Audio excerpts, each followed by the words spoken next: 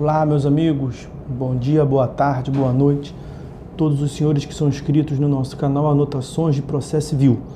Se você ainda não é, basta clicar no ícone do livro que fica aqui embaixo e ativar o sininho para que você se inscreva no nosso canal e também receba as notificações dos vídeos que constantemente são disponibilizados por aqui, uma periodicidade aí aproximada diariamente tem sido disponibilizado os vídeos que pretendem analisar o direito processual de forma mais detida, mas de uma forma mais ampla, o direito como um todo.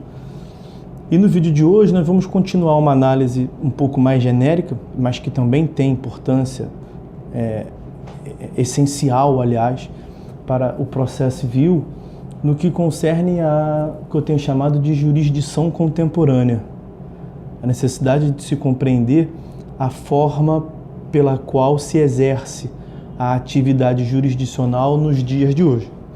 E aí, no vídeo anterior, eu já havia consignado que é imprescindível a compreensão de três fenômenos: o pós-positivismo, o neoconstitucionalismo e a nova hermenêutica, uma nova perspectiva atribuída à função do intérprete.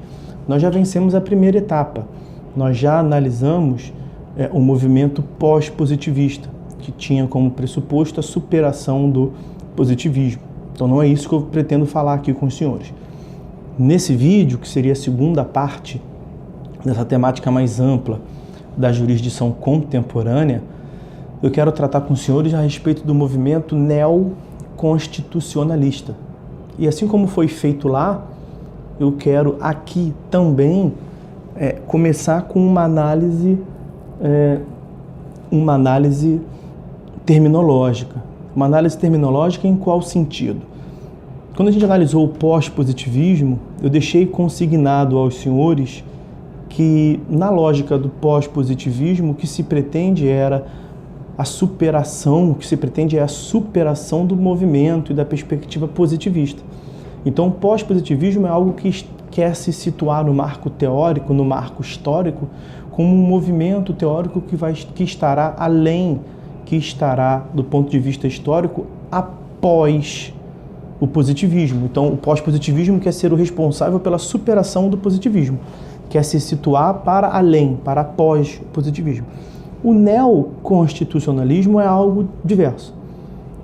O neoconstitucionalismo é um novo constitucionalismo. Então, é algo que não quer superar o movimento constitucionalista, quer manter o constitucionalismo, mas, vamos assim dizer, lhe atribuindo um corpo mais sólido. Então, o neoconstitucionalismo ele pretende encorpar o movimento teórico do constitucionalismo.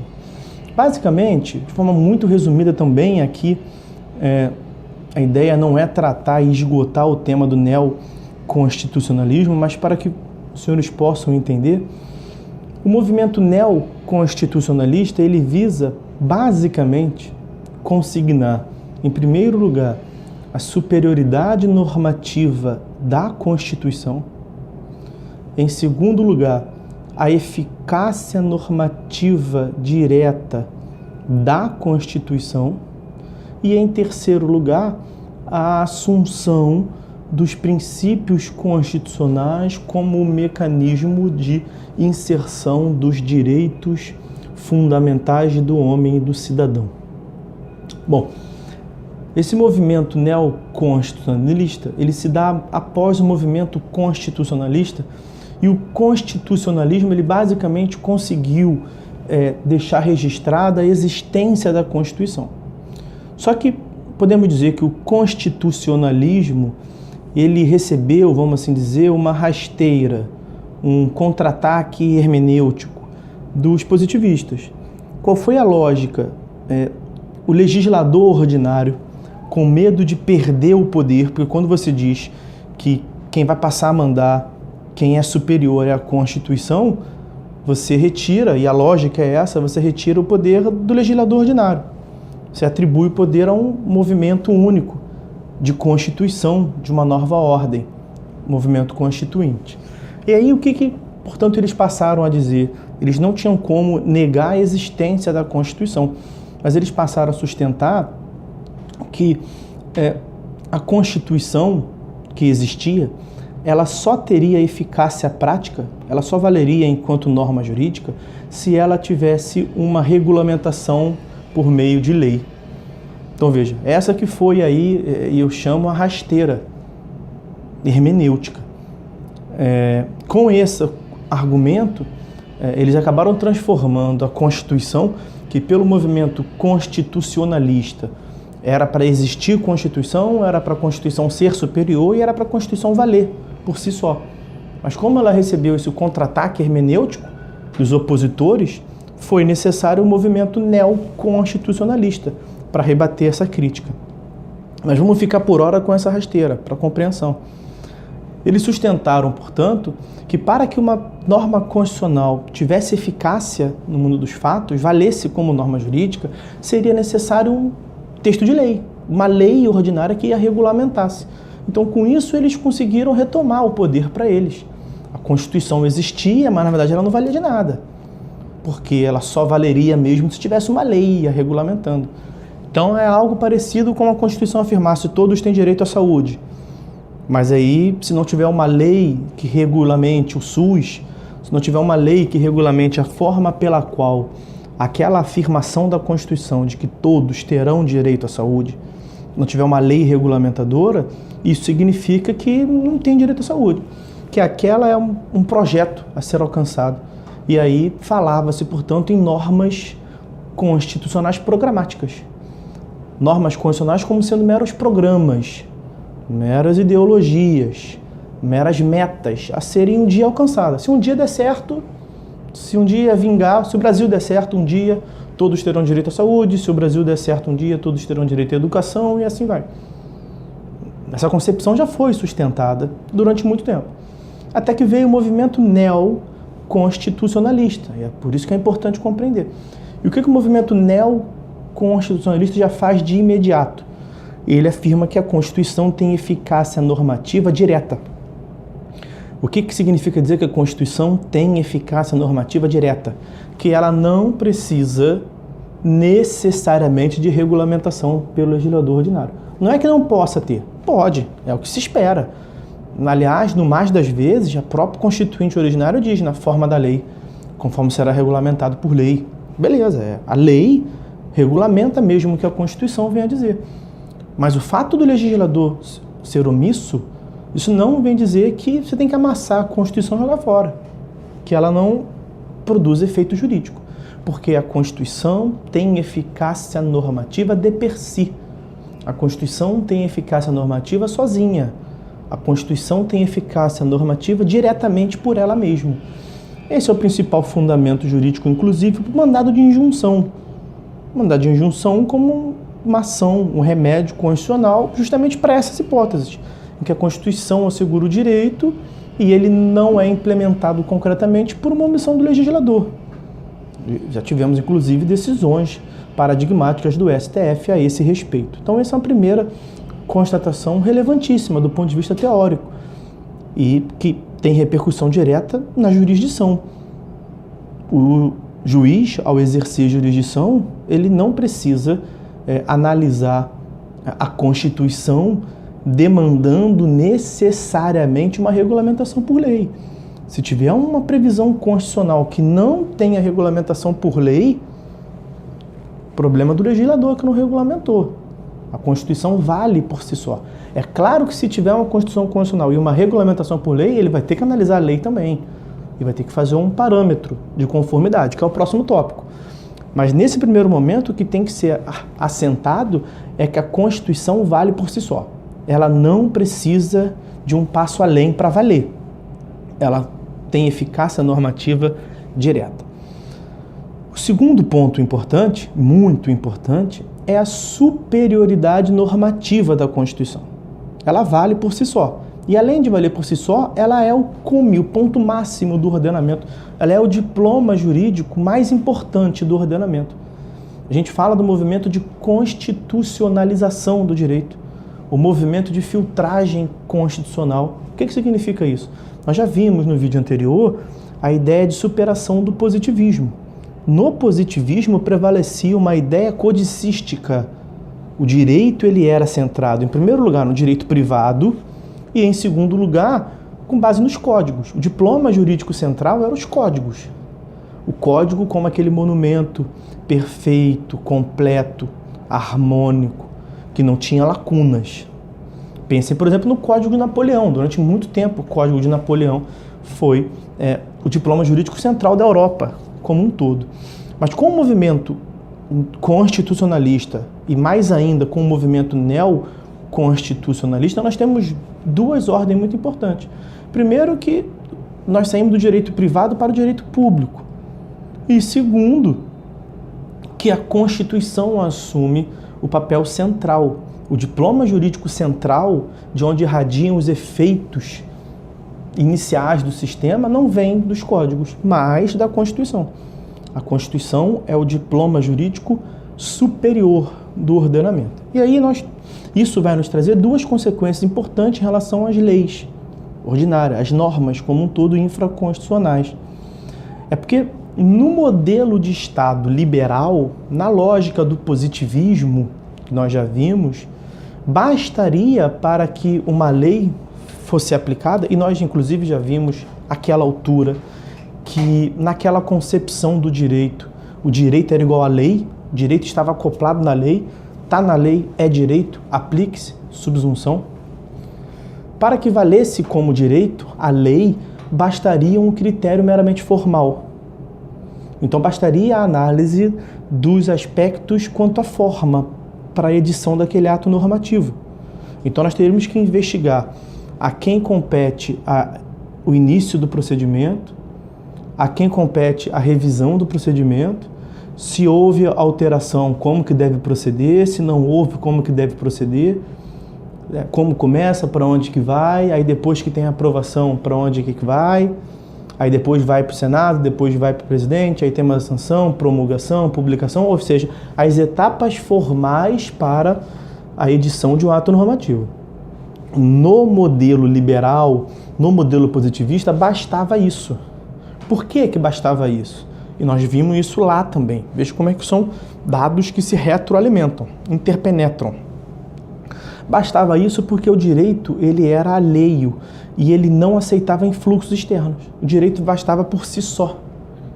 O direito se achava. O direito ficava no seu quadrado e ele era responsável por tudo. Então ele não tinha nenhum outro tipo de valoração. Quando a gente joga para o movimento neoconstitucionalista e propriamente até o pós-positivismo, nós já vimos lá o reconhecimento dos princípios, que são a abertura do sistema por onde penetram os direitos e garantias fundamentais do homem. Quando a gente joga para o neoconstitucionalismo, nós temos uma dupla conformação do ato normativo. Continua sendo necessário aquela conformação formal, mas não é mais suficiente, não basta. Agora nós passamos a ter também uma conformação do ponto de vista substancial. E isso é importantíssimo.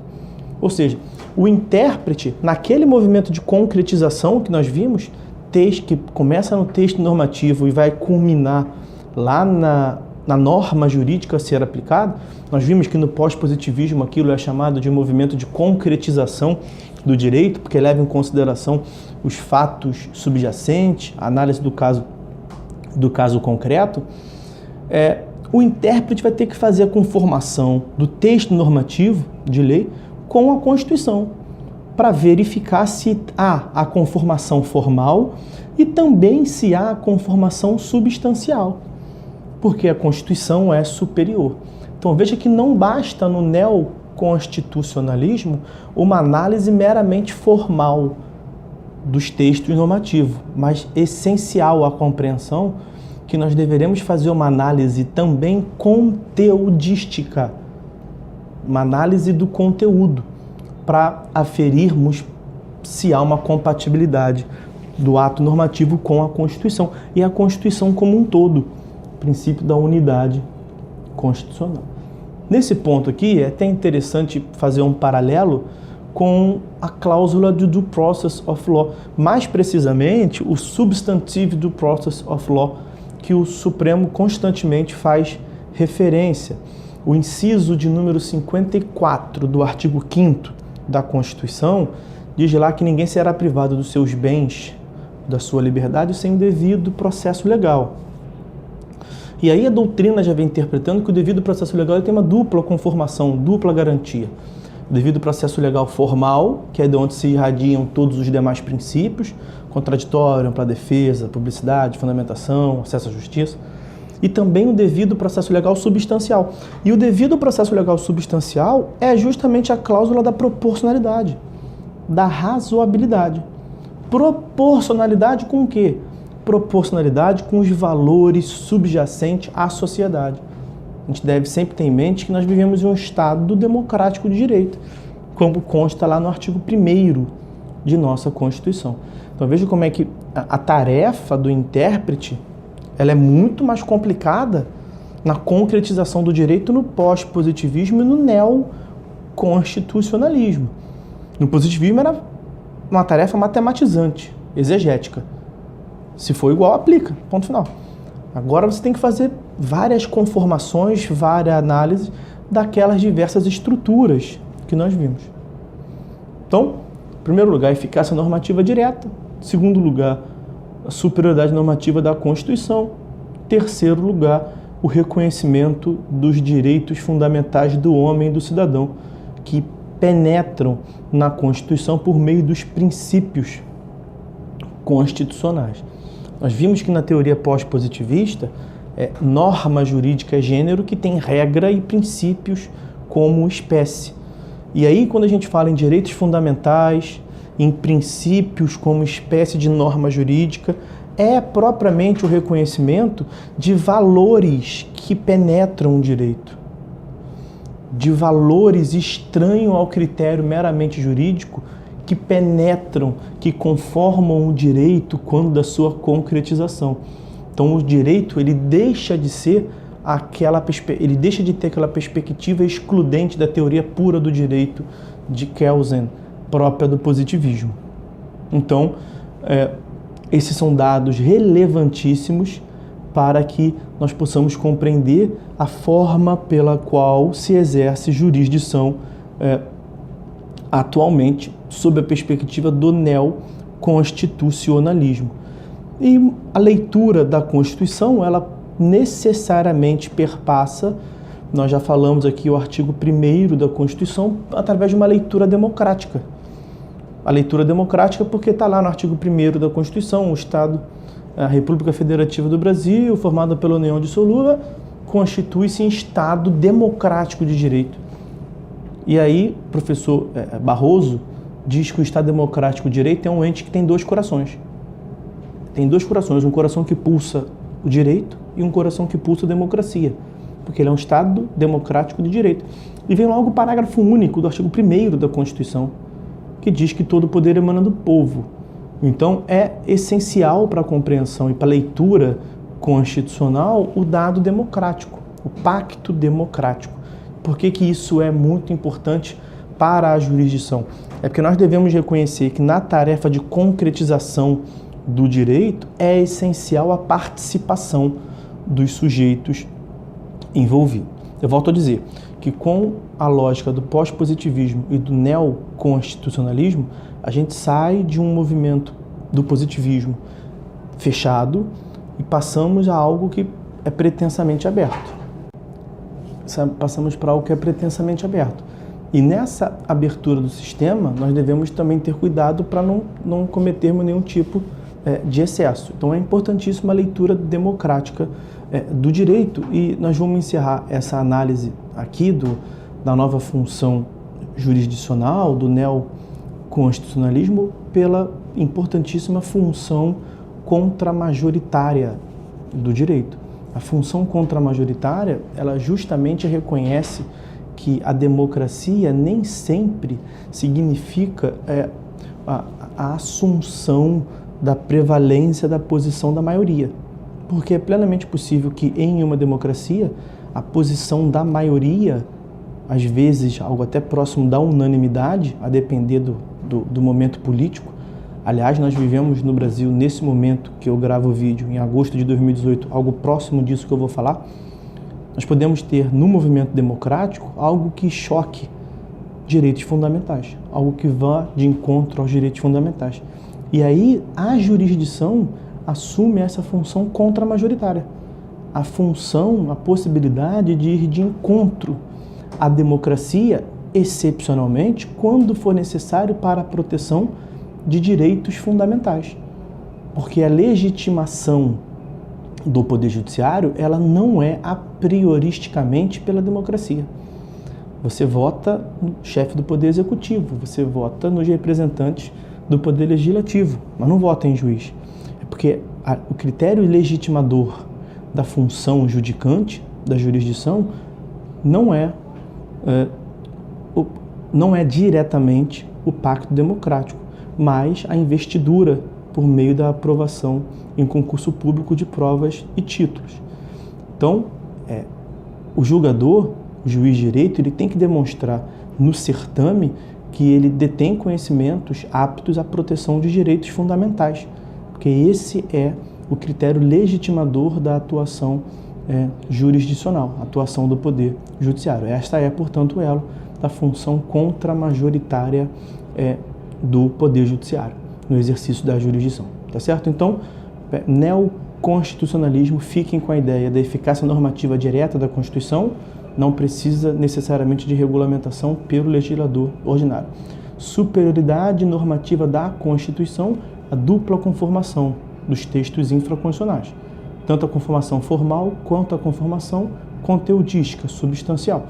E também a lógica dos princípios fundamentais, também os princípios processuais, que é a infiltração dos direitos fundamentais e a função contra-majoritária do Poder Judiciário. Tá certo? Fiquem todos com Deus, espero que tenham gostado e que seja útil aos senhores. Ajudem, por favor, curtindo o vídeo e compartilhando para continuar estimulando a propagação desse conhecimento jurídico de conteúdo e gratuito para os senhores. Um abraço, fiquem todos com Deus.